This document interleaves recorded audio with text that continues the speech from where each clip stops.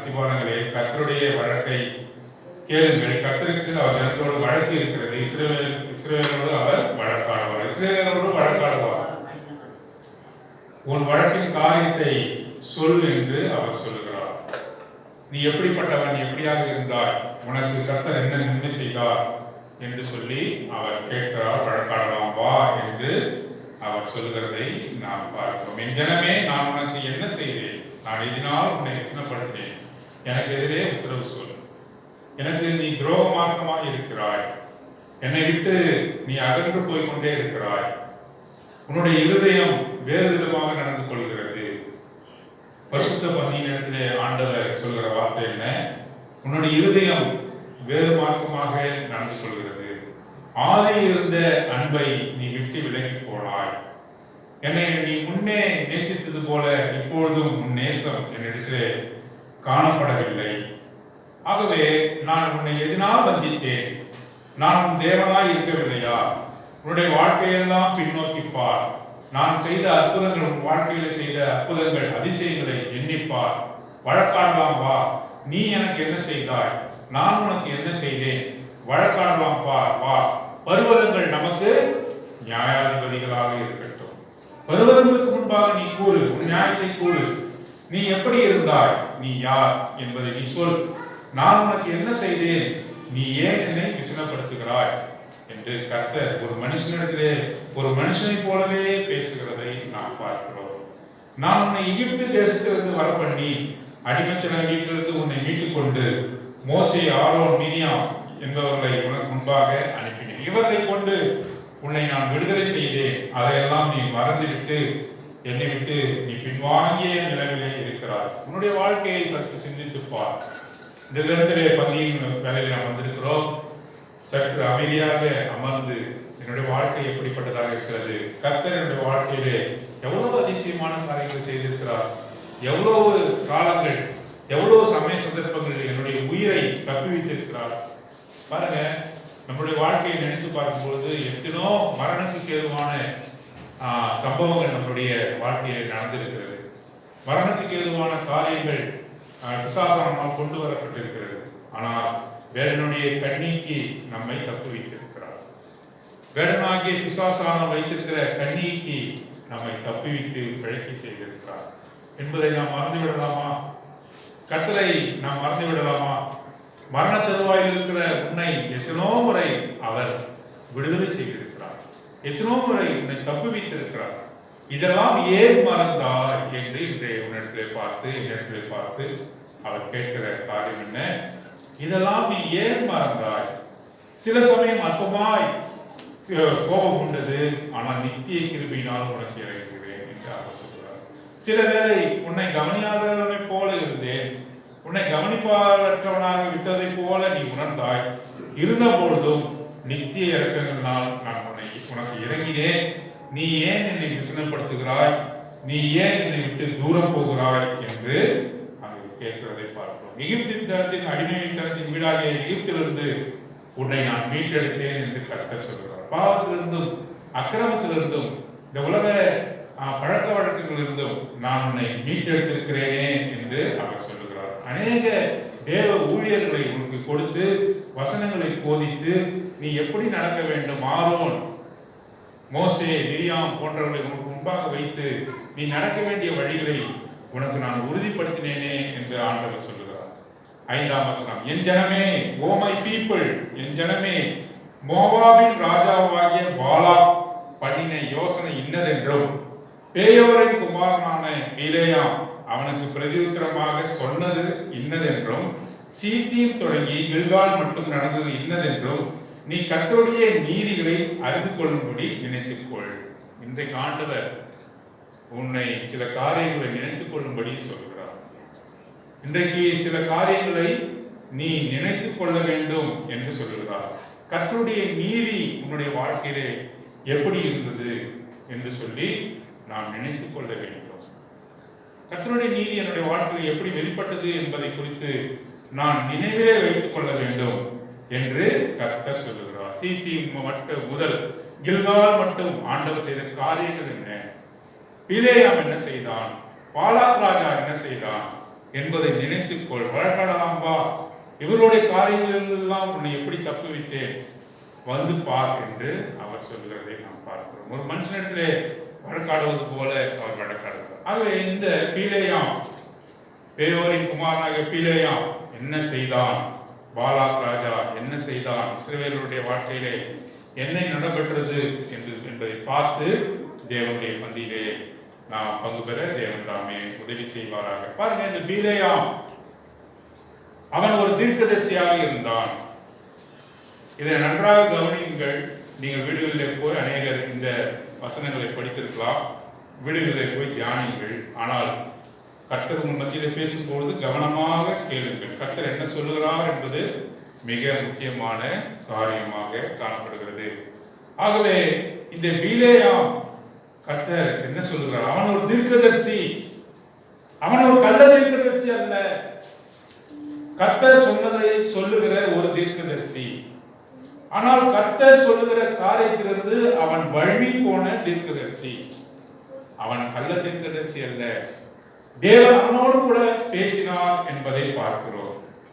ஆனால் தன்னுடைய சுய லாபத்துக்காக, தன்னுடைய சுய இச்சைக்காக கர்த்தருடைய வார்த்தையை மெய்யாய் அவர்களுக்கு உரைக்காமல் இஸ்ரவேல் ஜனங்களை சோரமார்க்கமாய் நடக்க பண்ணினான் என்பதை அவனை குறித்து வாசிக்கிறோம். 3 காரியங்கள் அவனை குறித்து நாம் வாசிக்க போகிறோம். 2 பேதுரு 2ஆம் அதிகாரம் 15ஆம் வசனம். முதல் காரியம் 2 பேதுரு 2ஆம் அதிகாரம் 15ஆம் வசனம். எடுத்து வாசிங்க.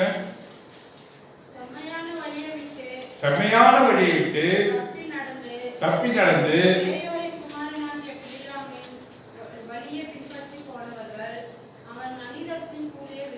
அநீதியின் கூலியை விரும்பி, the wages of unrighteousness, அநீதத்தின் கூலியை விரும்பின பீலேயாம். அவனுடைய வழி எப்படிப்பட்ட வழி? அது துன்மார்க்கமான வழி. பேதுரு மூலமாக ஆண்டவர் கொண்டு வருகிற காரியம் என்ன? பீலேயாம் வழியின்படி நடக்காமல், அநீதியின் கூலியை நீங்கள் பெற விரும்பாமல் தேவனுடைய செய்கையை நீங்கள் செய்ய வேண்டும் என்று அவர் சொல்கிறார். ஆகவே பீலேயாம் அநீதியின் கூலியை பெற்றுக்கொண்டார். பீலேயாமுடைய வழியை நீங்கள் பின்பற்றாமல் இருங்கள் என்று சொல்கிறார். யூதா நிருபம் 11ஆம் வசனம், 1ஆம் அதிகாரம் 11ஆம் வசனம். யூதா 1ஆம் அதிகாரம் 11ஆம் வசனம்.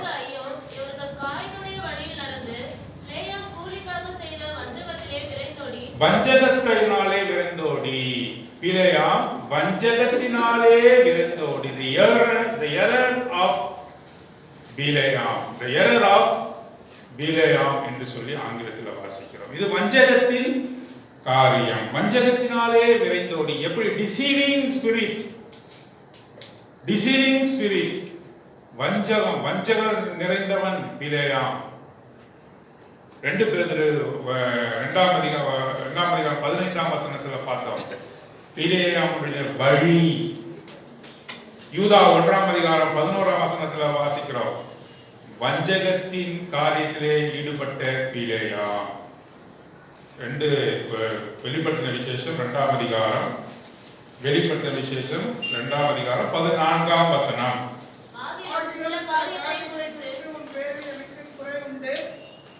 விக்கிரகங்களுக்கு படைத்தவரை புசிப்பதற்கும் வேஸ்தனம் பண்ணுவதற்கும் ஏதுவான இடங்களை இஸ்ரவேல் முன்பாக போடும்படி பாலாக் என்பவனுக்கு போதனை செய்த பிலேயாமுடைய போதகத்தை கைக்கொள்ளுகிறவர்கள் உன்னிடத்தில் உண்டு. பிலேயாமினுடைய போதகம், the doctrine of Balaam. பிலேயாம் என்றால் பேலம், the doctrine of Balaam, பிலேயாமுடைய போதகம். சொல்லுங்க, இப்ப நீங்க தான் சொல்ல போறீங்க. 2 பேதுரு 2ஆம் அதிகாரம் 15ஆம் வசனத்தில் என்ன போடப்பட்டிருக்கிறது? அநீதத்தின் கூலி மாத்திரமல்ல, என்ன போடப்பட்டிருக்கிறது? பீலேயாமுடைய வழி. மறக்கவே கூடாது, பீலேயாமுடைய வழிகள். யூதா 1ஆம் அதிகாரம் 11ஆம் வசனம். வஞ்சகத்தின் காரியத்திலே ஈடுபட்ட பீலேயாம். இங்கே வெளிப்படுத்தின விசேஷம் 2ஆம் அதிகாரம் 14ஆம் வசனத்தில் என்ன வாசிக்கிறோம்? பீலேயாமுடைய போதனை. இந்த காரியம் நமக்குள்ளாக காணப்படக்கூடாது. யாருங்க இந்த பிழையாம் பிழையாம் என்று நீங்க சொல்லிக்கொண்டே இருக்கிறீங்க? எனக்கு ஒரு வேலை புரியல என்று சொன்னா நான் சொல்லுகிறதை மிக கவனமாக கேளுங்கள். நான் சொல்லுகிற காரியங்களை கவனமாக கேளுங்கள். அப்பொழுதுதான் இந்த 3 வசனங்களுக்குரிய தாற்பயமானது நமக்கு புரியும். என்னாகமம் புத்தகம் 22ஆம் அதிகாரம், 23ஆம் அதிகாரம், 24ஆம் அதிகாரத்துல இந்த பிழையாமை குறித்து அங்கே போடப்பட்டிருக்கிறது. அதை பார்ப்பதற்கு முன்பாக என்னாகமம் புத்தகம் 1ஆம் அதிகாரத்துல என்ன காரியம் நடக்கிறது? என்னாகமம் புத்தகத்துக்கு 1ஆம் அதிகாரத்துல அவர்கள் யோர்தான் அவர்கள் கடக்க போகிறார்கள்.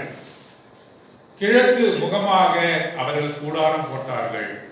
தேவனுடைய கற்பனைகளை பெற்றுக்கொண்ட இந்த தேவனால் ஆசீர்வதிக்கப்பட்ட இஸ்ரவேல் ஜனங்கள் யோர்தானை கடந்து தங்களுக்கு வாக்குத்தத்தம் பண்ணப்பட்ட கானான் தேசத்துக்கு பிரவேசிப்பதற்காக அவர்கள் என்ன செய்தார்கள்?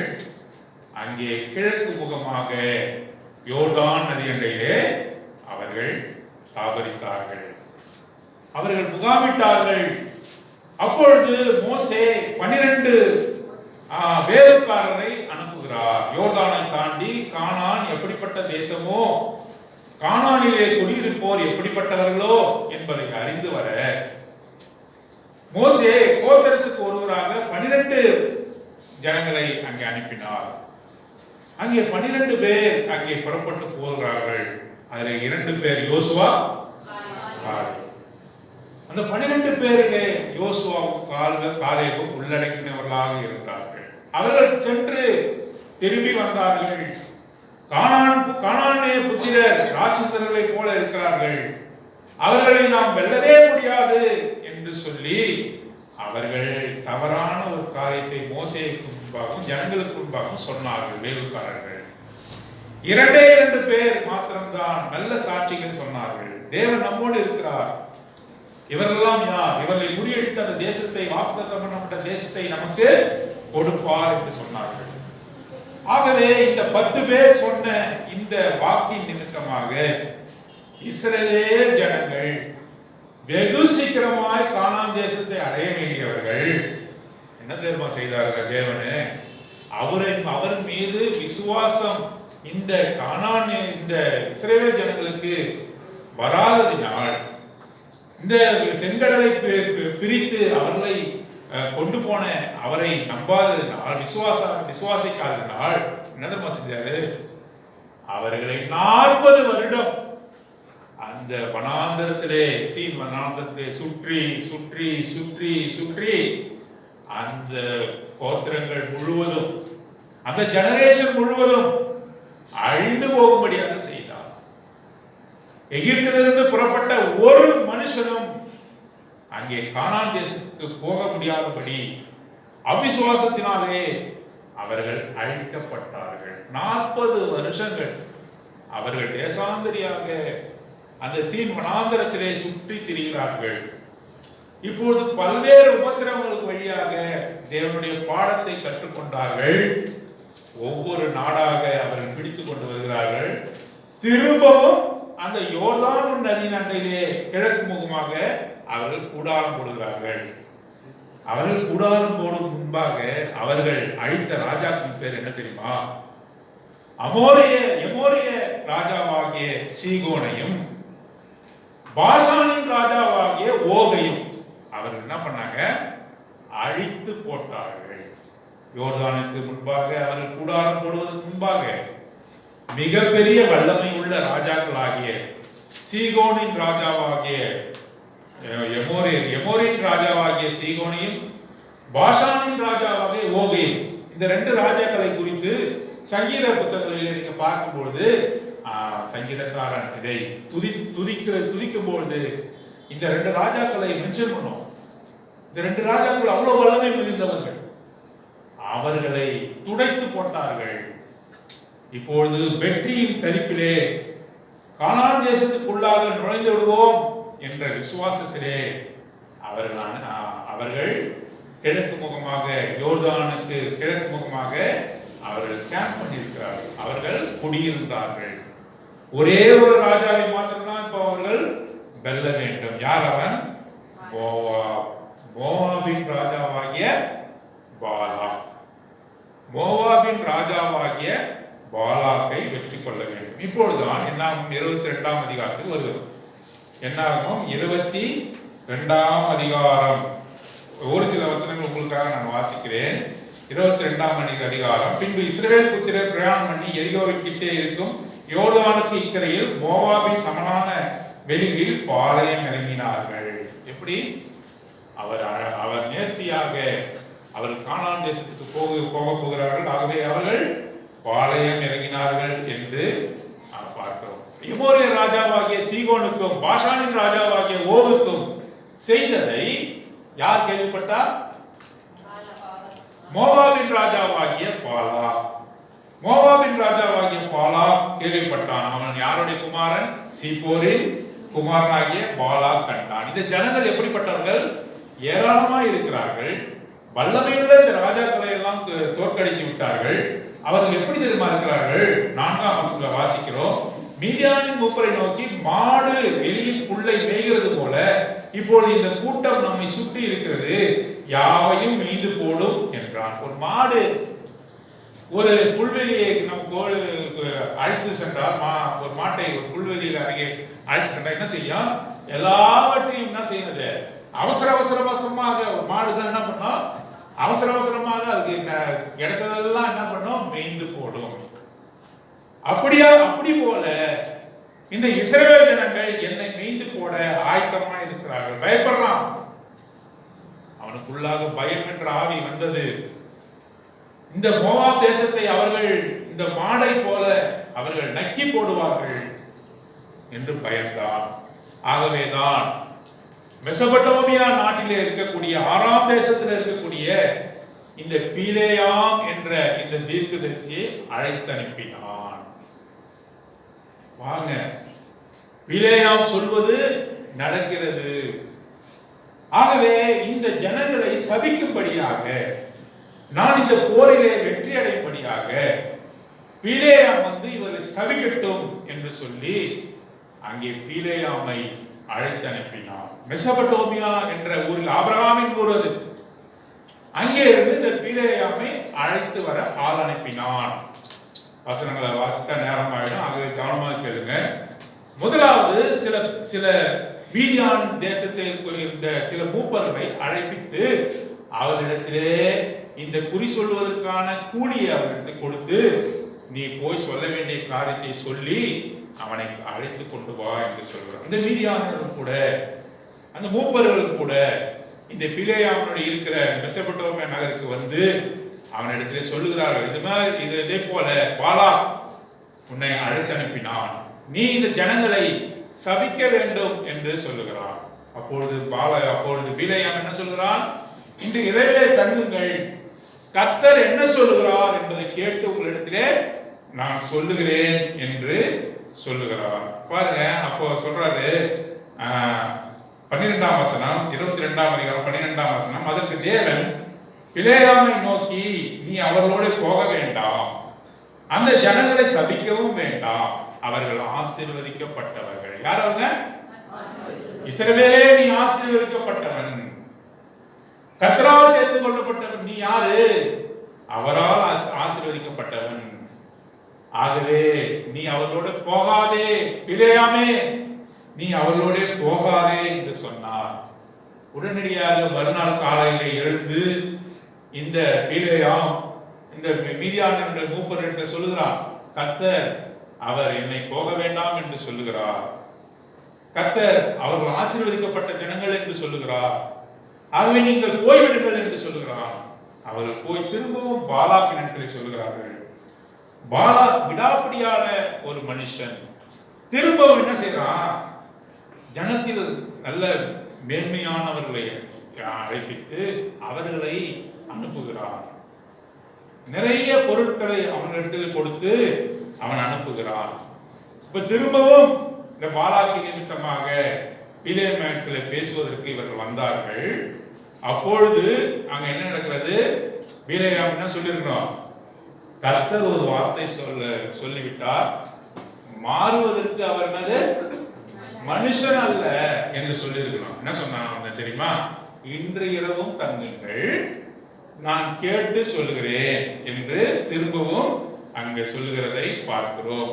பிலேயாம் பாலாக்கின் ஊழியக்காரருக்கு 18ஆம் வசனம் பிரதியுத்தரமாக, பாலாக் எனக்கு தன் வீடு நிறைய வெள்ளியும் பொன்னும் தந்தாலும் சிறிய காரியமானாலும் பெரிய காரியமானாலும் செய்யும் பொருட்டு என் தேவனாகிய கர்த்தரின் கட்டளை நான் மீறக்கூடாது. ஆகிலும் கர்த்தர் இனிமேல் எனக்கு என்ன சொல்லுவார் என்பதை நான் அறியும்படிக்கு நீங்கள் இந்த ராத்திரியிலே இங்கே தங்கியிருங்கள் என்றார். அந்த இரண்டாவது முறையாக அதிக கனமுள்ள மூப்பர்களை பாலாக் ராஜா பிலேயாமிடத்தில் அனுப்புகிறான். அங்கே அவர்கள் வந்து பிலேயாமை சந்திக்கிறார்கள். அப்போது அவங்க ஒரு வார்த்தை சொல்றான். என்ன சொல்றான் தெரியுமா? வீடு நிறைய வெள்ளியும் பொன்னையும் கொடுத்தாலும் நான் சொல்ல மாட்டேன், சிறிய காரியமானாலும் பெரிய காரியமானாலும் என் தேவனாகிய கர்த்தரின் கட்டளை நான் மீறக்கூடாது. பாருங்க, இது நல்லதை போல தெரிந்தாலும் கூட அவனுடைய உள்ளத்தின் ஆசையை சொல்றான். பிலேயாம் என்ன சொல்றான்? அவனுடைய தகுதி என்ன? வீடு நிறைய வெள்ளியை கொடுக்கணும். நான் குறி சொல்வதற்கு, நான் தேவனிடத்தில் பேசுவதற்கு என்ன பண்ணணும்? வீடு நிறைய பொண்ணை கொடுக்கணும். என் தகுதியை நீங்க என்ன பண்ணிட்டீங்க? குறைவா மதிப்பிட்டீங்க. நான் யாரு? தேவனோடு பேசுகிறவன். ஆகவே என்னோட தகுதி என்ன? நீங்க வீடு நிறைய கொடுத்தாலும், சில பேர் சொல்லுவாங்க, சில பேர் சில சகோதரர்கள் பேசுவாங்க, வேணாம் பிரதர், அது வேணாம் பிரதர், அது வேணாம் பிரதர், அழுத்தி சொல்லுவாங்க. அப்படின்னா என்ன அர்த்தம்? வேணும்னு அர்த்தம். சாப்பாடெல்லாம் போட்டுறாதீங்க பிரதர் அப்படின்னா மத்தியானம் சாப்பாடு ரெடி பண்ணுங்கன்னு அர்த்தம். நான் சிக்கன் தான் வேணாம் பிரதர்னா மட்டன் ரெடி பண்ணுங்கன்னு அர்த்தம். மட்டன் பிரியாணி ரெடி பண்ணுங்கன்னு அர்த்தம். அதுபோல இந்த பிலேயாம் சொல்றான், நீ வீடு நிறைய கொடுத்தாலும், நீ வீடு நிறைய பொண்ணை கொடுத்தாலும் சரி, நான் என்ன பண்ண மாட்டேன், நான் வரமாட்டேன்னு சொல்லுவது என்ன அர்த்தம்? இதெல்லாம் எதிர்பார்க்கிறான்னு அர்த்தம். கர்த்தர் தான் மனம் மாற மாட்டாரே, கர்த்தரால் ஆசீர்வதிக்கப்பட்டவர்களை சபிக்க மாட்டாரே. உன்னிடத்துல வந்தார்களே, நீ என்ன சொல்லி அனுப்பியிருக்கணும்? மறுத்து சொல்லி அனுப்பியிருக்கணும். ஆகவேதான் அநீதத்தின் கூலியை பெற்ற பிலேயாமை போல நீங்க இருக்கக்கூடாது. அநீதத்தின் கூலி, the wages of wickedness, the wages of unrighteousness, அநீதத்தின் கூலியை பெற்ற மக்களாக இருக்கும். ஆண்டவர் சொல்ற காரியம் என்ன? அநீதத்தின் கூலியை பெறக்கூடாது. யாராவது உங்களுடைய கர்த்தரிடத்தில் இதை செய்வார் அதை செய்வார் என்று உங்களை இன்டியூஸ் பண்ணக்கூடாது, உங்களை மதிமயங்க செய்யக்கூடாது. குடும்ப சூழ்நிலை அநேக காரியங்கள் வரும். கர்த்தர் மன்னிச்சிடுவாரு, கர்த்தர் போயிடுவார், வந்துடுவாரு. உனக்கு ஒரு விஷயத்தை உனக்கு முன்பாக வைக்கும் பொழுது அது நன்மை எது தீமை எது, கர்த்தருக்கு எது பிடிக்கும், கர்த்தருக்கு எது அவருக்கு பிடிக்காத காரியம், கர்த்தர் எது அருவருக்கிறாரு, எல்லாமே தெரியும். உன்னுடைய மனசாட்சியை நீ சாகடிச்சு தான் இந்த காரியத்தை ஈடுபடும். ஏன்னா ஆண்டவருடைய ஆவி உங்களுக்குள்ளாக இருக்கிறது. பரிசுத்தாவியான யாருக்குள்ள இருக்கிறாரு? எனக்குள்ள மாத்திரம் இல்லை, உங்கள் ஒவ்வொருவருக்குள்ளாக இருக்கிறார். ஆகவே எது சரி, எது தவறு, எது நீதி, எது அநீதி, எது துரோகம், எது நன்மை, எல்லாவற்றையும் குறித்து நீங்கள் அந்த ஆவியானவர் உங்களுக்கு போதித்திருக்கிறாரே. வசனம் எனக்கு தெரியாது பிரதர், எனக்கு தெரியாது பிரதர் சொல்லவே முடியாது. சாக்கு போக்குகளை ஒரு காலமும் அவர் ஏற்றுக்கொள்ள மாட்டார், ஒரு காலமும் அவர் ஏற்றுக்கொள்ளவே மாட்டார் என்பதை குறித்து பார்க்கிறோம். ஆகவே அவனுடைய வாஞ்சை விருப்பத்தை தெரியப்படுத்துகிறார். ஒரு வீடு நிறைய வெள்ளியும் பொண்ணும் கொடுத்தாலும் நான் வரமாட்டேன், இருந்தாலும் பரவாயில்ல, இந்த ராத்திரியிலே தங்குங்கள் என்று சொன்ன உடனே ஆண்டவர் என்று சொல்கிறார். என்ன சொல்றாரு? ராவிலே தேவன் 20ஆம் வசனம், பிலேயாமிடத்திலே வந்து அந்த மனுஷர் உன்னை கூப்பிட வந்திருந்தார், நீ எழுந்து அவரோட கூட போ, ஆனாலும் நான் உனக்கு சொல்லும் வார்த்தையின்படி மாத்திரம் செய்ய வேண்டும். திரும்பவும் போய் அவன் கேட்கிறான். ராத்திரியிலே ஆண்டவரை 2ஆம் முறையாக அவர் கேட்கிறார், இவர்களோடு நான் போக வேண்டுமா அப்படின்னா என்ன? தொந்தரவு செய்கிறான். ஆண்டவர் தொந்தரவு செய்ய என்ன செய்வார் தெரியுமா? சரி போ, ஆண்டவரே அவனை நான் கல்யாணம் பண்ணிக்கலாமா? ஆண்டவர் முதல்ல சொல்லுவார், பண்ணக்கூடாது, அவிசுவாசியில பிணைக்கப்படக்கூடாது, மாடோட எருத பூட்டக்கூடாது, கழுதையை பூட்டக்கூடாது, புறஜாதியாரோட நீ கலவாது இருக்கணும் தெளிவா சொல்லிட்டார். நான் இவனோட எல்லா காரியத்தையும் பார்க்கும்போது இவனை நான் கல்யாணம் செய்து கொள்ள வேண்டும், நான் இவனை திருமணம் செய்து கொள்ளணும் என்ன சொல்லுவாரு? அவர் என்ன சொல்ல அனுமதிக்கிறார். பிலேயாம் என்ன சொல்றாரு? நான் இங்க போகட்டுமா போகட்டுமா போகட்டுமா? ஏன்? வீடு நிறைய வெள்ளி இருக்கிறது, அங்கே வைத்துக் கொண்டு பாலாக் ராஜா காத்து கொண்டு இருக்கிறார். வீடு நிறைய பொண்ணை வைத்துக் கொண்டு காத்து இருக்கிறார். நாங்க போகவா போகவா? நாங்க என்ன பண்ணுவாரு? சரி போ சரி போ. ஆண்டவர் எகிப்திலிருந்து இந்த ஜனங்க புறப்பட்டு வராங்க. அவருக்கு என்ன கொடுத்தா? தேவர்கள் புசிக்கக்கூடிய மன்னாவை கொடுத்தார். என்ன செய்தாரு? தேவர்கள் புசிக்கக்கூடிய மன்னாவை கொடுத்தார். 106ஆம் சங்கீதம் 106ஆம் சங்கீதம்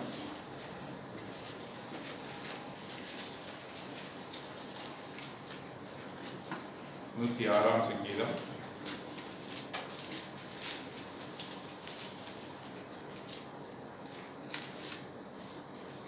வாசிங்க 15ஆம் வசனம். அப்பொழுது அவர்கள் கேட்டதை அவர்களுக்கு கொடுத்தார். அவர்கள் ஆத்துமாக்களிலோ இளைப்பை அனுப்பினார். வனாந்தரத்திலே இச்சையுள்ளவர்களாகி 14ஆம் வசனம். வனாந்தரத்திலே இச்சையுள்ளவர்களாகி அவாந்தர வெளியிலே தேவனை பரீட்சை பார்த்தார்கள். அப்படின்னா என்ன? அவர்கள் என்ன சொன்னாங்க? அவர்கள் தேவனை பரீட்சை பார்த்தார்கள். அப்ப என்ன செய்தாரு? அப்பொழுது அவர்கள் கேட்டதை அவர்கள் கொடுத்தார். நீ என்ன கேட்கிற? ஐயோ வீடு வாசல் வேணும், அது வேணும், இது வேணும், இந்த மனுஷனை நான் திருமணம் பண்ணிக்கொள்ளணும், என்னுடைய வாழ்க்கையில செழிப்பா இருக்கணும் அப்படின்னு கேட்டதை கொடுத்துட்டு அவர் விலகி நின்றுவார். அவர் என்ன பண்ணுவாரு? விலகி நின்றுவார். ஆத்துமாவிலே இழப்பை உண்டாக்கினார். நீ தரித்திரத்தில் இருக்கும் பொழுது, நீ ஏழ்மையில் இருக்கும் பொழுது உன்னை சந்தோஷமாக வைத்திருந்தார். அவங்கள பார்த்து இவங்களை பார்த்து நான் வசதியா இருக்கணும், எனக்கு 24 மணி நேரமும் நான் பிஸியாவே இருக்கிற ஒரு வாழ்க்கை எனக்கு கொடுங்கன்னு கேட்டீங்கன்னா அதை கொடுத்துருவார். வீட்டுல சும்மா இருந்து ஆண்டவரை தியானித்து ஆண்டவரை கையின் பிரயாசத்தில் தகுதியான வேலையை செய்து பிழைக்கும்படியாக உனக்கு ஒரு காரியத்தை கொடுத்திருப்பார். நீ மற்றவர்களை பார்த்து 24 மணி நேரம் நான் பிஸியா இருக்கணும்னு சொன்னாக்கா என்ன பண்ணுவாரு? சரிப்பா நீ செய்யி. வேதம் படிக்கவோ பிள்ளைகளோட நேரங்களை செலவு பண்ணவோ உனக்கு தருணங்களை கொடுக்காமல் 24 மணி நேரம் பிஸியா வச்சு உன் ஆத்மாவிலே இழப்பை உண்டாக்குவார். உன்னுடைய ஆத்மாவிலே இழப்பை உண்டாக்குவார். ஒரு தரித்திரமான ஒரு வாழ்க்கை மனதளவிலே உண்டாக்குவார். ஒரு புஷ்டியான ஒரு வாழ்க்கை, ஆசீர்வதிக்கப்பட்ட வாழ்க்கை நீ இழந்து போவாய். நீ கேட்டதை அவர் கொடுப்பார். ஆனால் என்ன பண்ணுவார்? நீ ஆசீர்வதிக்கப்பட்ட மகனாக இருக்க மாட்டார். என்னாகும் 11ஆம் அதிகாரத்தை நாம் வாசிக்கிறோம். நீ வீட்டில் போய் வாசிங்க, குறித்து வைத்துக் கொள்ளுங்க. அவர்கள் மன்னாவை குறித்து அவர்கள் சொன்னார்கள். எகிப்தில் நாங்கள் என்ன செய்தோம்? வெள்ளை பொண்ணுகள், வெள்ளரிக்காய், கோமடிக்காய் இதெல்லாம் புசித்தோம். இந்த மன்னா போன இந்த மன்னா தானா அப்படின்னு கேட்டார். அப்படி கேட்ட உடனே அவர் என்ன சொன்னார்? ஆண்டவர் சரி இவருக்கு இறைச்சியை கொடுக்கிறேன், இறைச்சியை கொடுக்கிறேன். வானவர்கள் சாப்பிடுகின்ற மன்னாவை கொடுத்தார். இவர்கள் என்ன பண்ணாங்க? அசட்டை பண்ணார்கள். ஆகவே இறைச்சியை கொடுக்கிறேன் என்றார். மோசே சொல்கிறான், இறைச்சியை எப்படி கொடுப்பீர்? அதாவது சமுத்திரத்தில் இருக்கிற மச்சங்கள் எல்லாவற்றையும் அடித்தாலும் இவர்களுடைய வெறி தீராது சொல்றான். அந்த வார்த்தை வாசிச்சு பாருங்க. என்ன 11ஆம் அதிகாரத்துல, அதாவது சமுத்திரத்தில் இருக்கிற எல்லா மீன்களையும் எடுத்து போய் வறுத்து வச்சாக்கலாம். என்ன பண்ணாது? இவங்களுடைய வெறி அடங்காது. எல்லா ஆடு மாடுகளையும் நம்ம பந்தி வைத்தா கூட இவர்களுக்கு பத்தாது. எப்படி இருக்கிறாங்க பாருங்க அவங்க. என்னது? இந்த சாப்பிடுகிற காரியத்திலே வெறி உள்ளவர்களாக இருக்கிறார்கள். சாப்பிடுகிறது மாத்திரமல்ல, உலக லௌகீக இச்சைகளின் மேல் அவர் என்ன பண்றாங்க? வெறியா இருக்கிறாங்க. தேவன் கொடுத்த மன்னாவை அவர் என்ன பண்றாங்க? அவர் புறந்தள்ளுகிறார்கள். அது தேனை போல இருக்கிறது என்று வாசிக்கிறோம். அது தேனை போல தித்திப்பை தருகிறது மன்னா. ஆனால் அவர்கள் வெறுத்த இறைச்சிகள் மீது, உலக லௌகீக ஆசைகள் மீது அவர்கள் நாட்டம் கொண்டார்கள். இப்படி என்ன பண்றாரு? கீழ்காற்றை வீச செய்து அங்கே காடைகளை அனுப்புகிறார். எவ்வளவு தூரத்துக்கு என்ன பண்றது? காடைகள் 2 இன்ச்சுக்கு மேல படர்ந்து இருக்கிறது. அவர் என்ன பண்றாங்க? எப்படி சாப்பிடுறாங்கன்னா, சாப்பிடுறது மூக்கு வழியா வருதா, அலைந்து கொண்டு சாப்பிடுறாங்க. சில பேர் பாக்குறோம்ல, சாப்பிடுறது மூக்கு வழியா வர வரையும் சாப்பிடுறாங்க. வசனம் போய் பாருங்க. அவ்வளவு அலைந்து கொண்டு அவர்கள் சாப்பிடுகிறார்கள். பல்லுகளே அந்த கறி ஒட்டி கொண்டிருக்கும் போது ஒரே அடி அடிக்கிறார். யார் கொடுத்தது? கர்த்தர் தான் கொடுத்தார். அவருக்கு விருப்பமானது அல்ல. நீ வானவர் சாப்பிடுகிற மன்னாவை சாப்பிட்டு நீ குஷ்டியா இருக்கணும் அப்படின்னு நினைக்கிற. இவர்கள் என்ன செய்யறாங்க? எங்களுக்கு இறைச்சி வேணும் அப்படின்னு கேட்கிறார். அந்த ஈரங்களிலே அந்த கரியானது இறைச்சியானது ஒட்டி கொண்டு இருக்கும் போதே ஒரே அடிக்கிறார். பெர்மிசிவ் வில் என்று சொல்லப்படுது ஆங்கிலத்தில். நீ ரொம்ப தொந்தரவு பண்ணினா என்ன பண்ணுவாரு? சரி போ அப்படின்னு. ஆகவேதான் இந்த பிலேயாம் வருந்தி கேட்டுக்கொண்டதுனால சரி கிளம்புனாங்க. அவர் கூப்பிட்ட உடனே வந்து நீ கிளம்பி போ. இங்கே வசனத்தை வாசிக்கிறான். அவர் காலையில அவர்கள் கூப்பிடுவதற்கு இவனே வந்து சேனம் கட்டி கழுத மேல உட்கார்ந்து ரெடியா நிக்கிறான். அவர் கூப்பிடாம போயிட போறாங்க. ஒரு வீடு நிறைய வெள்ளியும் ஒரு வீடு நிறைய பொண்ணும் நம்ம விட்டு போயிட போகுதுன்னு சொல்லி என்ன பண்றான்? அவர் கூப்பிட்டா போன்னு சொல்றாரு. வசனம் வாசிக்கிறதுக்கு நேரம் இல்லை. இவன் என்ன பண்ற? காலையில எழுந்து சேனம் கட்டி அந்த கழுதைகள் அமர்ந்து இருக்கிறான். வேகமா போறான். அப்படின்னா கர்த்தருக்கு கோபம் உண்டாகி இவன் இப்படி இருக்கிறானே என்று சொல்லி என்ன பண்றாரு? உரிவின பட்டயத்தோடு தூதனை அனுப்புகிறார். கழுதைக்கு முன்பாக நிற்கிறது. கழுதை விரல் இருக்கிறது. என்ன செய்யறான்? பிலேயாம கழுதையை அடிக்கிறான். ஏதோ வேற கதை ஏதோ சொல்ற மாதிரி உங்களுக்கு தோணுதா? அப்படியே அமைதியா பாக்குறீங்க. புரியுதா? அடிக்கிறான். அது விலகி போகிறது. திரும்பவும் குறுக்கலான ஒரு வழியிலே போகிறது. அங்கேயும் தேவதூதன் வந்து நிற்கிறான். நீ ஏன் முன்னாக போக மறுக்கிறாய் என்று சொல்லி அதை அடிக்கிறான். திரும்பவும் ஒரு குறுக்கலான வழியாக அந்த கழுதையை செலுத்துகிறான். அப்பொழுது இவனுடைய காலானது அது இடுக்கிலே படுகிறது. வேகமாக அடிக்கும் பொழுது இவனுடைய கண்களை திறக்கிறார். அப்பொழுது உருவின பட்டயத்தோடு தூதனானவர் நிற்கிறதை பார்க்கிறான் பிலேயாம். அப்பொழுது அவன் என்ன சொல்கிறான்? அவன் பணிந்து கொள்கிறான். இந்த கழுதை மாத்திரம் விலகி விலகி ஓடி இந்த கழுதையினுடைய வாய்க்கட்டை திறக்கிறார். ஏன் நீ இப்படி அடிக்கிறாய் என்று சொல்லி அது கேட்கிறதை நாம் பார்க்கிறோம். இந்த கழுதையானது விலகி ஓடவில்லை என்று சொன்னால் நேரம் என்ன பண்ணிருப்பேன்? நானே கொண்டிருப்பேன் என்று தூதர் சொல்லுகிறார். பாருங்க, அந்த கழுதை கூட அவன் மீது பற்று கொண்டு காப்பாற்றுகிறது. அப்ப தேவன் எவ்வளவு பற்றுக்கொண்டு எவ்வளவு பிரியமாக அவனை காப்பாற்றிருப்பார் என்று பாருங்க. அதை மீறியும் அவன் செல்லுகிறதை பார்க்கிறோம். இப்பொழுது பாலாக் அவனை நோக்கி வருகிறான். பிலேயாம் வந்து விட்டான். இப்பொழுது என்ன பண்ண போகிறான்? அங்கே அந்த இஸ்ரவேல் ஜனங்களை சபிக்க போகிறான் என்று சொல்லி அவன் நினைக்கிறான். 41ஆம் வசனம். மறுநாள் காலமே பாலாக் பிலேயாமை கூட்டிக் கொண்டு அவனை பாகாலுடைய மேடுகள் ஏற பண்ணினான். அவ்விடத்திலே பிலேயாம் ஜனத்தின் கடைசி பாளையத்தை பார்த்தார். ஒரு மேட்டுக்கு கொண்டு போறான். யாரு? பாலாக் ராஜா முதலாவதாக பிலேயாமை எங்க கூட்டிக் கொண்டு போகிறான்? அங்கே ஒரு பாகாலுடைய மேட்டுக்கு கொண்டு போறான். அங்கதான் பலி செலுத்துகிற இடம். அங்கே கொண்டு போகிறான். தேவனுக்கு பிரியம் உண்டாக 7 பலிபீடங்கள் உண்டாக்கி ஆட்டுக்கடாக்களையும் மாடுகளையும் அங்கே காளைகளையும் பலி செலுத்தும்படியாக அங்கே செய்கிறதை நாம் பார்க்கிறோம். பலி செலுத்துகிற பாலாக் பலியிடத்திலே அவன் இருக்கிறான். ஆனால் பிலேயாம் தேவனிடத்துல போய் அங்க என்ன பண்றான்? அவரிடத்துல கேட்கிற காரியத்தை நாம் பார்க்கிறோம். அப்போது தேவன் சொல்கிறார். அப்போது 7ஆம் வசனம் 23:7. அப்பொழுது அவன் தன் வாக்கியத்தை எடுத்து வைத்து, மோவாபின் ராஜாவாகிய பாலாக் என்னை கிழக்கு மலையில் உள்ள ஆராமிலிருந்து வரவைத்து, நீ வந்து எனக்காக யாக்கோபை சபிக்க வேண்டும், நீ வந்து இஸ்ரவேலை நிறுத்திவிட வேண்டும் என்று சொன்னான். தேவன் சபிக்காதவனை நான் சபிப்பது எப்படி? கர்த்தர் வெறுக்காதவனை நான் வெறுப்பது எப்படி? கண்மலை உச்சியிலிருந்து நான் அவனை கண்டு குன்றிலிருந்து அவனை பார்க்கிறேன். அந்த ஜனங்கள் ஜாதிகளோடு கலவாமல் தனியே வாசமாய் இருப்பார்கள். முதலாவது கேரக்டர் என்னது? இந்த இஸ்ரவேல் ஜனங்கள் எப்படிப்பட்டவர்கள்? எந்த ஜாதியோடு எந்த ஜனங்களோடு என்ன பண்ண மாட்டாங்க? கலக்கவே மாட்டாங்க. அவர்களால் கலக்கவே முடியாது. அவர்களால் மற்ற ஜனங்களோடு கூட ஒப்புரவாகவே முடியாது. அவர்களுடைய காரியங்கள் எப்படிப்பட்டது? தேவன் அவரை பிரித்து எடுத்திருக்கிறார். இந்த இஸ்ரவேல் ஜனங்களை குறித்ததான சாட்சி என்ன சொல்றான் பிலேயாம்னு? அவர்கள் கலக்கவே மாட்டாங்க. அவர் இந்த ஜனங்களை அவருக்கென்று அவருடைய துதியை சொல்லி வரும்படி அவரை தெரிந்து கொண்டார், அவரை பிரித்து எடுத்தார். ஆகவே இவர்களை பார்க்கும்போது எப்படி இருக்கிறார்கள்?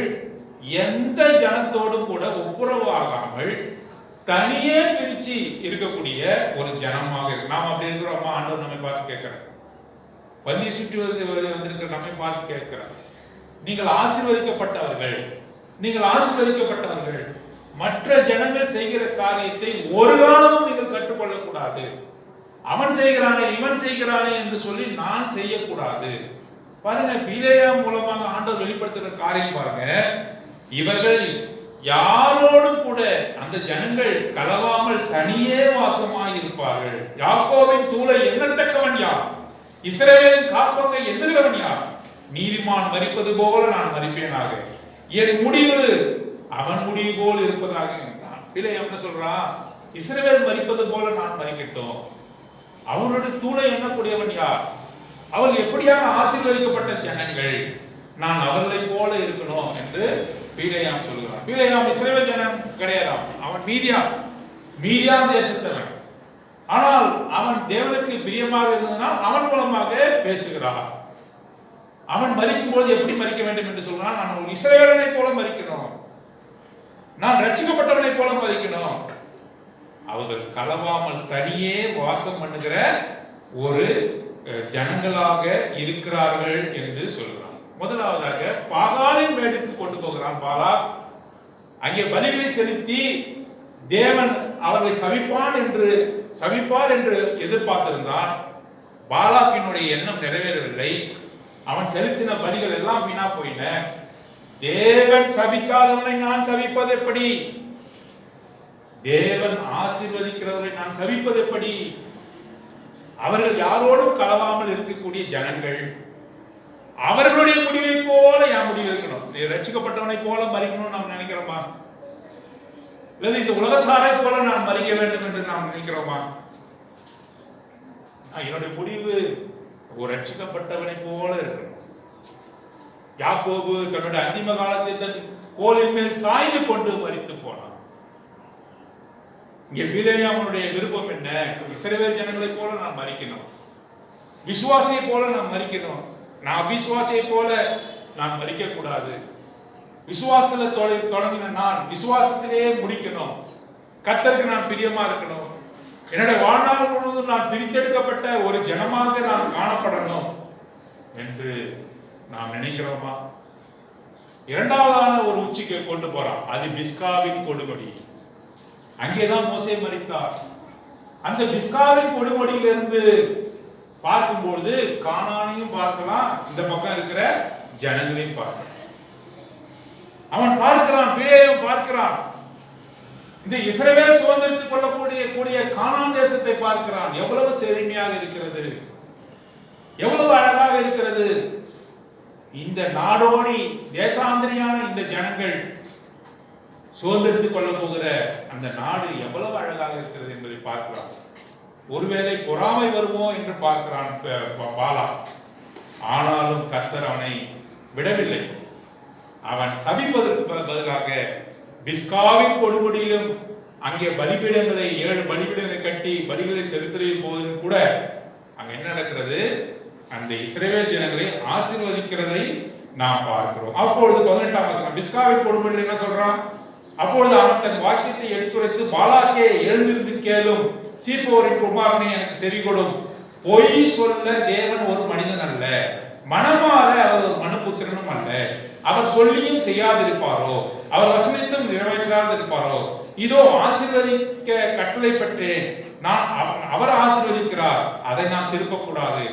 அவர் யாக்கோபின் அக்கிரமத்தை காண்கிறதும் இல்லை. மிக முக்கியமான வசனம். இந்த ஜனங்க எப்படிப்பட்டவங்க? அந்த பாகாலினுடைய மேட்டிலே என்ன விதமான தரிசனம் கிடைச்சது? அவள் தனியே பிரிந்து இருக்கிற ஜனங்கள். பிஸ்காவின் கொடுமுடியிலே எந்த விதமான தரிசனம் ஆண்டவர் கொடுத்தார் பிலேயாமுக்கு? அவள் எப்படிப்பட்டவர்கள்? யாக்கோபின் அக்கிரமத்தை அவன் நினைக்கிறதே கிடையாது. எவ்வளவு சந்தோஷமான விஷயம் ஆண்டவர்கிட்ட கொண்டு வந்திருக்கிறார். ஆண்டவர் மத்தியில பேசுறாரா? ஆண்டவர் என் மத்தியிலே பேசுறாரு, உன் மத்தியிலே பேசுறாரா? இந்த வசனத்தை நான் படிக்கும் பொழுது ஆண்டவர் எனக்குள்ளாக அவர் மிகுந்த கிரியை செய்தார். ஆண்டவரை, நான் எவ்வளவு துன்மார்க்கன், என்னை போல ஒரு துன்மார்க்கன் யாரும் இல்லை. நான் உமக்கு விரோதமான காரியங்களை எவ்வளவாக நான் செய்தேன். நீ என்னை ரட்சிப்பதற்கும் என்னை எண்ணுவதற்கும் நான் ஒருவேளை நான் பாத்திரவான் அல்ல. இந்த உலகத்திலே எவ்வளவோ நீதிமான்கள் இருக்கிறார், நன்மையே செய்கிறவர்கள் இருக்கிறார். ஈ எறும்புக்கு கூட துரோகம் செய்யாதவர்கள், ஈ எறும்பை கூட கொள்ளாதவர்கள், எல்லோரும் இன்புற்று வாழ வேண்டும் என்று நினைக்கிறவர்கள் இந்த உலகத்தில் இருக்கிறார். ஆண்டவரே, நான் அவர்களை பார்க்கும் பொழுது ஒரு விதத்திலும் நான் தகுதியானவன் அல்ல. என் உள்ளத்திலே என்ன இருக்கிறது என்பதை நீ அறிந்திருக்கிறீர். ஒருவேளை நான் பிரசவம் பண்ணலாம், நல்லவனை போல உன் மத்தியில் நடிக்கலாம். என்னுடைய உள்ளத்திலே இருக்கிற காரியம் என்ன? அநேக நேரம் நான் சோர்ந்து போகிறேன். சில சமயம் இரட்டை வாழ்க்கை வாழணும் என்ற நினைவு கூட எனக்கு வருகிறது. அதன் மூலமா டிப்ரெஷன் எனக்கு வருது. நான் கர்த்தருடைய வார்த்தையை அவர் வெளிப்படுத்த வெளிப்படுத்த வெளிப்படுத்த என்னாலே தாங்கிக் கொள்ள முடியல. இதை படிப்பதற்கும் இந்த வெளிப்பாட்டை நான் பெற்றுக் கொள்வதற்கும் இதை உங்களிடத்திலே போதிப்பதற்கும் சபையை வழிநடத்துவதற்கும் எனக்கு தகுதியே இல்லை என்பதை நான் அநேக நேரம் உணர்கிறேன். மெய்யாகவே தேவனுடைய சன்னிதானத்துக்காக நான் சாட்சியாக சொல்றேன். நான் தகுதியானவன் அல்ல. அவருடைய வெளிப்படுத்தலை பெற்றுக்கொள்ள இப்பொழுதெல்லாம் அதிகமாக ஆண்டவர் வசனம் மூலம் பேசுகிறார். இதை தாங்கிக் கொள்ளவே முடியல. எலும்பெல்லாம் உருகி போகுது, தூக்கம் வரல. எந்த விதத்துல நான் தகுதி என்பதை நான் ஆண்டவர் எனக்கு உணர்த்துகிறார். அதனாலதான் எனக்கு அதிகமான டிப்ரெஷன் வருது. என்னோட சூழ்நிலைகள் எல்லாவற்றையும் பார்க்கும்பொழுது கர்த்தரிடத்திலே கதறி நான் அழுகிறேன். என்னால் ஒன்றுமே செய்ய முடியல. எனக்கு தெரியப்படுத்தாத ஆண்டவரை நான் படிக்கும் பொழுது ஆண்டவர் பேசுகிறார், பல காரியங்களை வெளிப்படுத்துகிறார். இதுக்கெல்லாம் நான் தகுதி இல்லை ஆண்டவரே சொல்லி நான் அவரிடத்திலே நான் அழுது புலம்புகிறேன். என்னால் முடியல. 4 பேருக்கு என்ன குருடனை போல இருக்கிறேன். நான் குருடனான நான் எப்படி குருடருக்கு நான் வழிகாட்ட முடியும்? எனக்கு பார்வை இல்லை என்று சொல்லி மெய்யாகவே தேவன் மத்தியிலே நான் ஒப்புக்கொள்கிறேன். இந்த விதமான காரியம் உங்களுக்குள்ளாக காணப்படுகிறதா? யாக்கோபினுடைய வாசிக்கிறோம். யாக்கோபின் அக்கிரமத்தை காண்பது என்னுடைய அக்கிரமத்தை அவர் காணல, என்னை மன்னித்து விட்டார். எவ்வளவு பெரிய விஷயம் பாருங்க. யாக்கோபு எவ்வளவு தீங்கு செய்தார், எவ்வளவு அக்கிரமம் நான் செய்தாலும் கூட அதை காண்பதில்லை. ஆனால் வேற யாராவது செஞ்சாக்கா அதுக்கான தண்டனையை அவர் உடனே அனுப்புறார். அவர் தண்டிக்கிறார், உயிரை எடுத்துக்கிறார். பீலேயாமினுடைய உயிரை எடுத்துட்டார். அவன் இவ்வளவு வசனங்கள் சொன்னாலும் கூட, அவனுக்கு இவ்வளவு தரிசனங்கள் இருந்தாலும் கூட, அந்நியனா நீ அழித்து போ என்று அவனை அழித்து விட்டார். ரட்சிக்கப்பட்ட உன்னையும் என்னையும் அவர் உயிரோடு வைத்திருக்கிறார். வசனம் என்ன? யாக்கோபின் அக்கிரமத்தை அவர் காண்கிறதும் இல்லை. அவன் அக்கிரமம் செய்யறான், நீ நான் அக்கிரமம் செய்யறோம். நான் அக்கிரமம் செய்யவில்லை என்று ஒருவரும் நான் கை தூக்க முடியாது. என் சிந்தையெல்லாம் அக்கிரமமாக இருக்கிறது, என் நினைவெல்லாம் அக்கிரமமாக இருக்கிறது, என்னுடைய செயல்பாடுகள் எல்லாம் அக்கிரமமாக இருக்கிறது. தூங்கி எழுந்த உடனே நான் யாருக்கு துரோகம் செய்ய வேண்டும் என்று எண்ணுகிறேன். இருந்தபோது ஆண்டவர் என்னை அன்பாக என்ன சொல்கிறார்? யாக்கோபின் அக்கிரமத்தை காண்கிறதும் இல்லை, இஸ்ரவேலில் குற்றம் பார்க்கிறதும் இல்லை. உனக்கு குற்றப்பட்டதே கிடையாது. அவர் என்ன செய்யறாரு? எவ்வளவு ஆசீர்வாதமான வார்த்தை பாருங்க. He imputed righteousness. அவர் நீதிமானாக உன்னை மாற்றுகிறார். He is the only person, he is the only God that imputed righteousness. அவர்தான் உன்னை நீதிமானாக மாற்றுகிறார். ரோமர் எழுதுறோம் 8ஆம் அதிகாரம் 32ல வாசிக்கிறோம். என்ன வாசிக்கிறோம்? வாசிங்க 8:33. Who can be against us? வாசிங்க 8:33.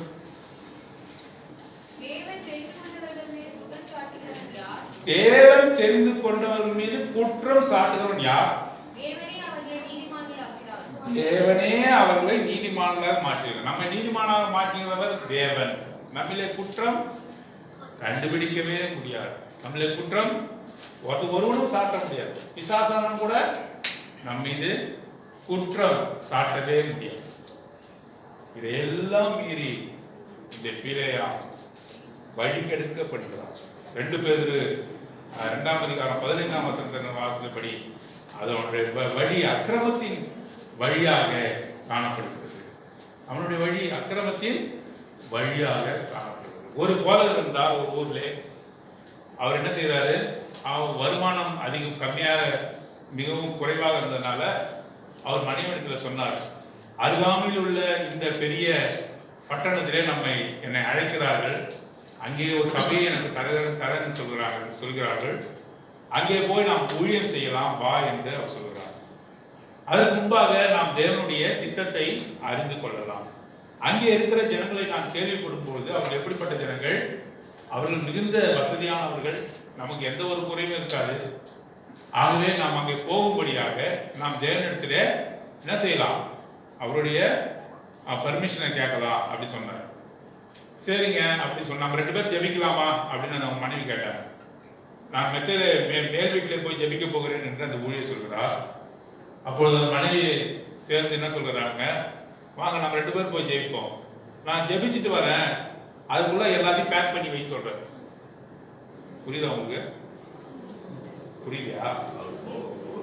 அவர் ஆல்ரெடி டிசைடட் நம்ம போக போறோம். இப்படிப்பட்ட சூழ்நிலையில் தான் இந்த பிலேயாம் அங்கே காணப்பட்டான் என்று சொல்லி வாசிக்கிறோம். தேவன் அவரை எகிப்திலிருந்து புறப்பட பண்ணினார், காண்டாமிருகத்துக்கு ஒத்த பலன் அவருக்கு உண்டு. யாக்கோபுக்கு விரோதமான மந்திரவாதமும் இல்லை, இஸ்ரவேலுக்கு விரோதமான குறி சொல்லுதலும் இல்லை. யாரும் உங்களை ஒண்ணி செய்ய முடியாது. இஸ்ரவேலே, கர்த்தரால் ஆசீர்வதிக்கப்பட்டவர்களே, ரட்சிக்கப்பட்டவர்களே, எனக்கு பில்லி சூனியா வைக்கிறாங்க, எங்க வீட்டுல கட்டு இருக்குது, மந்திரம் இருக்குது, உங்க வீட்டு அந்த ஹால்ல நடு மத்தியில ஒருத்தவங்க மந்திர கட்ட வச்சிருக்கிறான், ஜெபம் பண்ணி தான் அதை நீக்கணும்னு யாராவது சொன்னாங்கன்னாக்கா இந்த வசனத்தை சொல்லுங்க. இஸ்ரவேலுக்கு எதிராக எந்த மந்திரவாதமும் இல்லை, இஸ்ரவேலுக்கு விரோதமான குறி சொல்லுதலும் இல்லை. யார் உங்களை சபிச்சாலும் கூட என்ன பண்ணாது, உங்களை நெருங்கவே வராது, நெருங்கியே வராது. உங்களை யார் குற்றப்படுத்தினாலும் அதை உங்களை நெருங்கியே வராது. ஒரு மனுஷர் கடந்த சில நாட்களாக என்னையும் அங்கேயும் ரொம்ப குற்றப்படுத்தினார். நான் பொய் சொல்லுகிறேன்னு சொன்னேன். அதே மனுஷன் நேற்று இரவுல அங்கிலிடத்துல வந்து அவரை தகாத வார்த்தையினால, சொல்லக்கூடாத வார்த்தையினால சொல்ற அங்கு கூட அவர் அமைதியா கேட்டிருந்து அவரை வழி அனுப்பியிருக்கு. ரொம்ப காதால கூட கேட்க முடியாத தகாத வார்த்தையினால திட்டிட்டு போற, சபிச்சுட்டு போற. இந்த சாபம் நமக்கு ஒண்ணுமே செய்யாது. ஜெயபலமான கர்த்தர் நம்மோடு கூட இருக்கிறார். இஸ்ரவேலுக்கு எதிரான சாபத்திலான காரியம் எதுவும் இல்லை, மந்திரவாதமும் ஒன்றும் இல்லை என்று சொல்லி வாசிக்கிறோம். 3ஆம் முறையாக நாம் வாசிக்கும் போது 3ஆம் முறையாக இன்னொரு காரியத்தை நாம் வாசிக்கிறோம். பிலேயாம் சொன்னபடி பாலாக் ஒவ்வொரு பீடத்திலும் ஒவ்வொரு காரியத்திலும் ஒவ்வொரு ஆட்களாக பலியிட்டார். 30வது வசனம். 3ஆவதாக ஒரு மலையிடத்திலே அவன் 28ஆம் வசனம், அவனை எஷிமோனுக்கு எதிராக இருக்கிற பேயோரின் கொடுமுடிக்கு அழைத்து கொண்டு போனான். இப்ப பேயோரின் கொடுமுடி என்று பிஸ்காவின் கொடுமுடி, அதுக்கு முன்பாக பாகாலுடைய மேடு, முதலாவதாக பாகாலுடைய மேடு, இரண்டாவதாக பிஸ்காவின் கொடுமுடி, மூணாவதாக எஷிமோன் என்ற கொடுமுடிக்கு, பேயோரின் கொடுமுடிக்கு கொண்டு போகிறார். அங்கே வந்து பலியை செலுத்தினாலும் கூட இவனுக்கு குறி கேட்பதிலே, தேவனிடத்திலே அண்டுவதிலே அங்கே அவனுக்கு விருப்பம் இல்லை. இருந்த பொழுதும் தேவன் அவனிடத்திலே பேசுகிறார். எப்படி பேசுகிறார்? கிறிஸ்துவானவர் இஸ்ரவேலின் மூலமாக வரப்போகிறார் என்பதை தரிசனமாக அவர் சொல்லுகிறதை பார்க்கிறோம். 17ஆம் வசனம், அவரை காண்பேன். 17ஆம் வசனம், 24ஆம் வசனம், 17ஆம் வசனம், அவரை காண்பேன், இப்பொழுதல்ல அவரை தரிசிப்பேன், சமீபமாய் அல்ல. ஒரு நட்சத்திரம் யாக்கோபில் இருந்து உதிக்கும், ஒரு செங்கோல் இஸ்ரவேலில் இருந்து எழும்பும், அது மோவாபின் எல்லைகளை நொறுக்கி சேர்ப்புத்திரர் எல்லை வரைக்கும் நிர்மூலமாக்கும். பாருங்க, இஸ்ரவேல் ராஜாதி ராஜாவாகிய ஆண்டவராகிய இயேசு கிறிஸ்துவை குறித்து பிலேயாம் தீர்க்கதரிசனம் சொல்கிறதை பார்க்கிறோம். இஸ்ரவேல் ஜனங்கள் மூலமாக, இஸ்ரவேல் ஜனத்தாரிலே யூதா கோத்திரத்திலே அங்கே ஒரு நட்சத்திரம் வரும், the morning star, ஆண்டவராகிய இயேசு கிறிஸ்து வருவார் என்று சொல்லி பிலேயாம் சொல்லுகிறதை பார்க்கிறோம். பாருங்க, இப்போ இந்த பாலாக் என்ன செய்யறான்? உன்னை நான் சபிக்கிறதுக்கு கூட்டு வந்தப்பா, உன்னை நான் சபிக்கிறதுக்கு கூட்டு வந்தேன், நீ என்ன செய்யற? இப்ப பிலேயாமை நீ என்ன செய்யற? இஸ்ரவேல் ஜனங்களை ஆசீர்வதிக்கிற. ஆகவே நீ சபிக்கவும் வேணாம், நீ ஆசீர்வதிக்கவும் வேணாம், நீ வாய மூடின்னு கம்மன் ஒவ்வொருக்கு போ என்று சொல்லுவான். உன்னை சபிக்கும்படியாக கூட்டு வந்த, நீ என்ன செய்யற? சபிக்கிறதுக்கு பதிலாக என்ன செய்யற? ஜனங்களை ஆசீர்வதிக்கிற. ஆகவே உன்னுடைய வாயை மூடிக்கொண்டு உன் வீட்டுக்கு போ, உனக்கு எந்த பரிசும் கிடையாது அப்படின்னு சொல்லிட்டான். இந்த இடத்தோட இது முடியுது. ஆனா என்ன நடந்தது என்பதை பின்பாக வருகிற காரியத்துல தான் பார்க்கிறோம். அது எங்க வருகிறது? உபாகமம் 32 வருகிறது, யோசுவா 24ஆம் அதிகாரத்துல வருகிறது. இந்த என்ன தெரியுமா பண்ணா? இது என்னாம புத்தகத்தில் சொல்லப்படவில்லை. இந்த மனுஷன் இந்த ஆசீர்வாதத்தை கொடுத்த பின்பு இந்த வீடுக்கு போகும் வழியில அவனுடைய சிந்தையில் என்ன வருகிறது? வீடு நிறைய பொண்ணு, வீடு நிறைய வெள்ளி, மதிப்பு, ஆசீர்வாதம், இதெல்லாம் அவனுடைய நினைப்பு வரும்.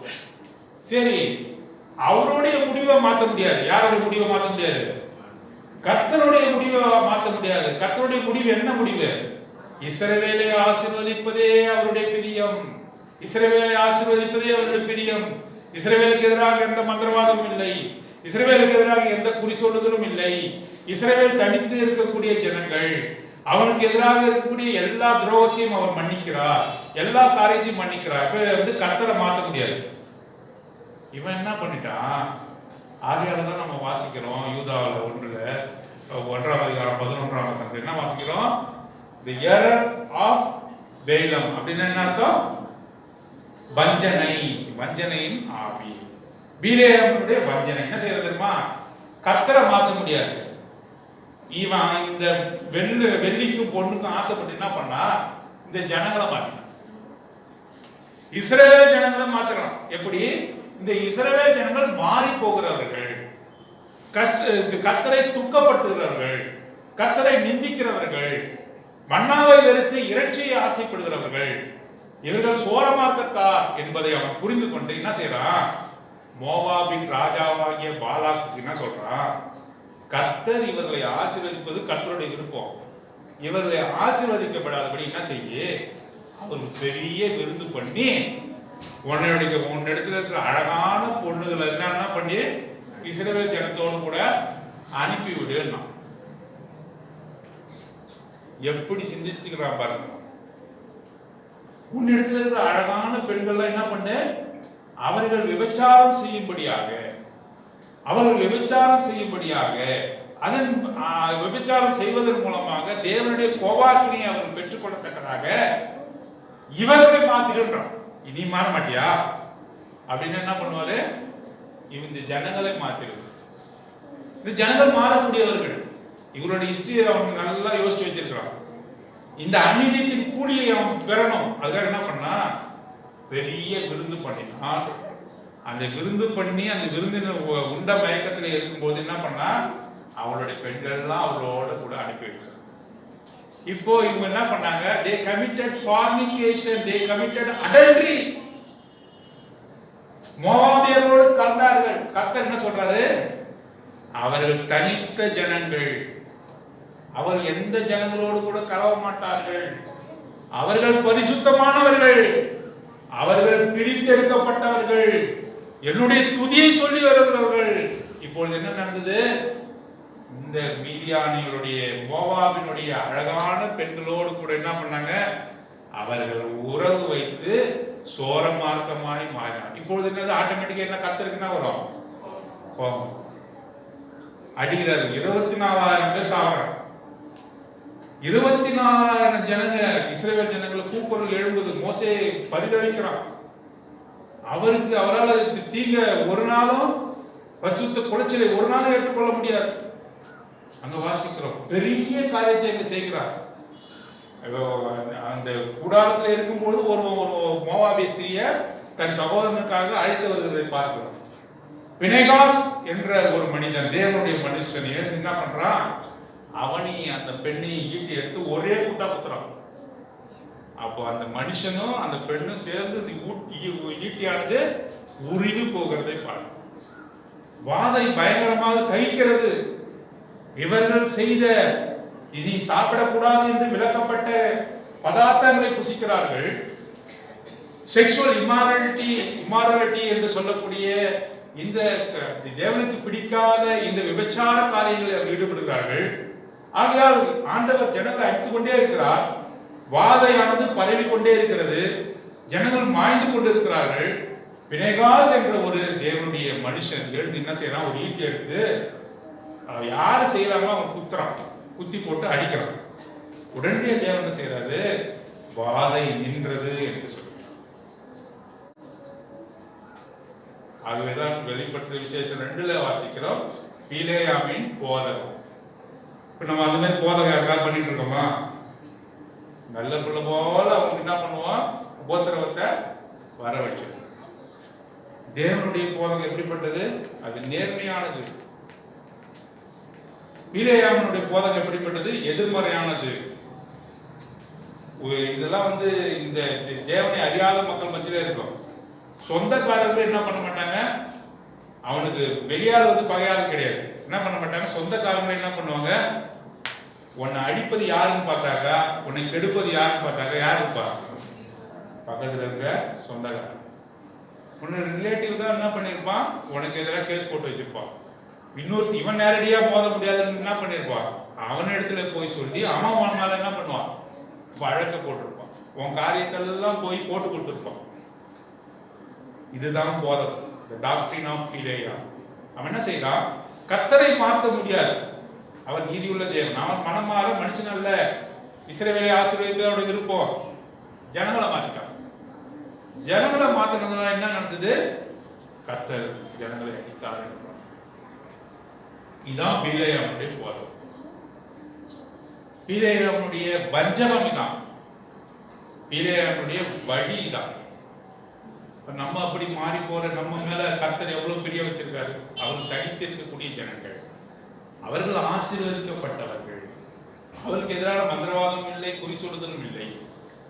அவர்கள் தவறே, யாக்கோபுக்கு எதிரான எந்த ஒரு காரியமும் இல்லை. அவர் தவறே செய்தாலும் அவர்களை மன்னிக்கிற கர்த்தர் எவ்வளவு ஆசீர்வாதத்தை நமக்கு கொட்டி கொடுத்திருக்காரு. நாம் பிலேயாமுடைய வார்த்தையை கேட்டு நம்ம துரோகம் செய்யலாமா? பிலேயாமுடைய வார்த்தையை கேட்டு நாம் அழிவுக்குள்ளாக போலாமா? அவனுடைய முடிவு எப்படி இருந்ததுன்னு சொல்லி உபாகம் 31 வாசிக்கலாம். அவன் அழிக்கப்பட்டான், இஸ்ரவேலோ ரட்சிக்கப்பட்டது என்று சொல்லி வாசிக்கலாம். இப்படிப்பட்ட சூழ்நிலை நம்மளுடைய குடும்பத்திலே காணப்படும். அவனுடைய பிலேயாமுடைய வழியை நாம் பின்பற்றுகிறோமா? பிலேயாமுடைய மோசம் போக்குதலுக்குள்ளாக நாம் காணப்படுகிறோமா? பிலேயாமுடைய போதகத்துக்குள்ளாக நாம் இருக்கிறோமா? கர்த்தர் வெறுத்த காரியத்தை நாம் நேசிக்கிறோமா? கர்த்தர் எவ்வளவாக நம்மை அன்பு கூர்ந்திருக்கிறார் என்பதை பாருங்க. ஒரு சண்டே ஸ்கூல் டீச்சர் என்ன பண்றாங்க, ஒரு லாசரு ஐஸ்வர்யவானை குறித்து சொல்றாங்க. சண்டே ஸ்கூல் டீச்சர் என்ன பண்றாங்க, சண்டே ஸ்கூல் கவனிங்க, லாசரு ஐஸ்வர்யவானை குறித்து சம்பவத்தை இந்த பிள்ளைகளுக்கு சொல்றாங்க, போதிக்கிறாங்க. போதிக்கும் போது சண்டே ஸ்கூல் டீச்சர் சாதாரணமாக போதனை பண்ண முடியாதுல்ல.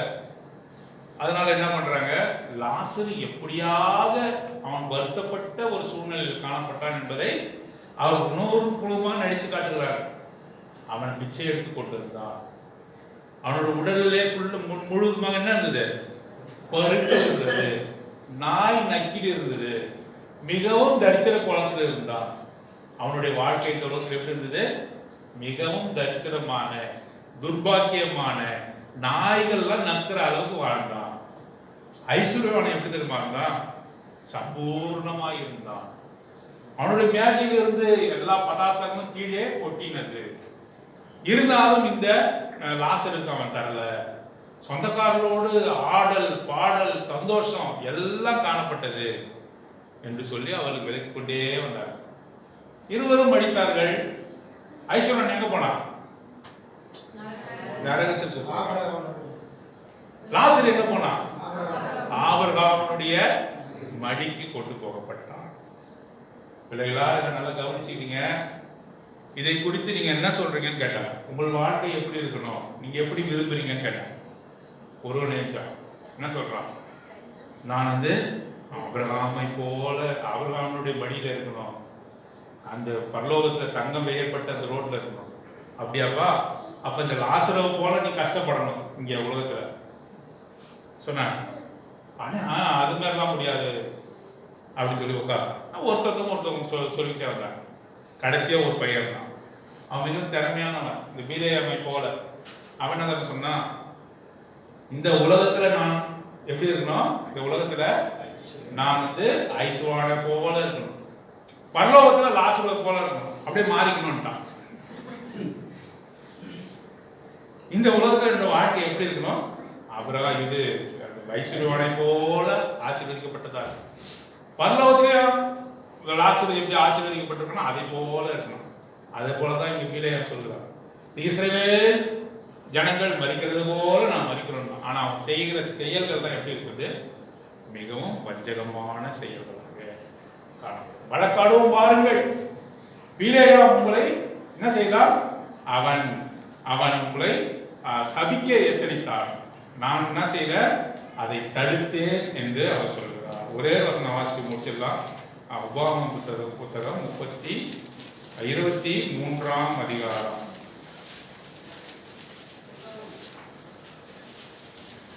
5ஆம் வசனம் வாசிங்க. எல்லாம் சேர்ந்து வாசிக்கலாமா?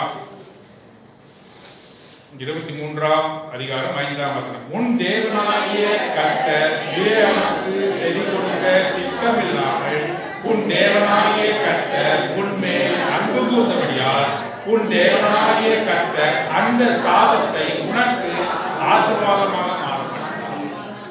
எத்தனை தடவை சொல்றாரு பாருங்க, உன் தேவனாகிய கர்த்தர், உன் தேவனாகிய கர்த்தர். நம்ம என்ன சொல்றோம், கர்த்தர் கர்த்தர் கர்த்தர், என் தேவனாகிய கர்த்தாவே. யாக்கோபு தாவீது என்ன சொல்றான், என் தேவனாகிய கர்த்தர்.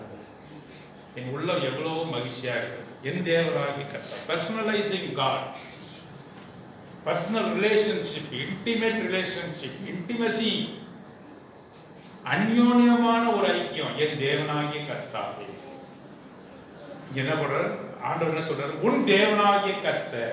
3 முறை சொல்றாரு, உன் தேவனாகிய கர்த்தர், உன் தேவனாகிய கர்த்தர். பிலேயாம் செவி கொடுக்க சித்தமில்லாமல் கர்த்தர் சொல்றாரு, டேய் நீ வந்து அவங்கள சபிக்க கூடாதுன்னு சொல்றாரு. அவனுக்கு சபிக்கணும்னு தோணுது, ஏன்னா அநீதத்தின் கூலி ரெடியா இருக்கு, அதை பெற்றுக்கொள்ள சபிக்கணும்னு எத்தனிக்கிறான். ஆனா தேவனாகிய கர்த்தர் யார் மேல் அன்பு வைத்தார், உன் மேலும் என் மேலும் அன்பு வைத்ததனால் அவன் சாபத்தை எல்லாம் என்னவா மாற்றுறவனுக்கு, இஸ்ரவேலே நீ ஆசீர்வதிக்கப்பட்டது, உன்னை போல ஒரு ஆசீர்வதிக்கப்பட்ட ஜனமே. அது அவரிடத்துல ஒப்பு கொடுத்து, இந்த சோரமார்க்கமான நிலைமை எனக்கு வேணாம், இந்த விபச்சாரத்தின் ஆவி எனக்கு வேணாம், எனக்கு இந்த உலகத்தினோடு கூட நான் இசைந்து வாழணும் என்ற அந்த வாழ்க்கை வேணாம். ஆண்டவர் என்ன விரும்புகிறார், இஸ்ரவேல் நீ தனித்திருக்கிற ஜாதி, அவன் தனியாய் இருக்கிறான். ஆபிரகாம் ஒருவனாய் இருந்த பொழுது அவனை அழைப்பித்தார், மெசொப்பொத்தாமியாவில் தனியாய் இருக்கிறவர். அவனுடைய அக்கிரமத்தை அவர் எண்ணுகிறது இல்லை, அவனை யாருமே குற்றம் சாட்ட முடியாது. இஸ் எ பெக்யூலியர் பீப்புள், உன் மீது யாருமே குற்றம் சொல்ல முடியாது, அவர் தான் சொல்லுவார், அதை நிவர்த்தி செய்வார். மற்ற யாரும் உன்னை குற்றப்படுத்த அவர் விடவே மாட்டார். எவ்வளவு ஆசீர்வதிக்கப்பட்ட ஜனம், இதை உணர்ந்தவர்களாக நம்ம பத்தியிலே கொடுக்கிறோம். நாம் கேட்ட வசனமாக நம்ம சோதித்து பார்த்து பார்த்தவர்களாக நாம் பந்தியில் பங்கு பெறலாம், நம்ம முழு மாற்றோடு அர்ப்பணிக்கலாம், சோதித்து பார்க்கலாம்.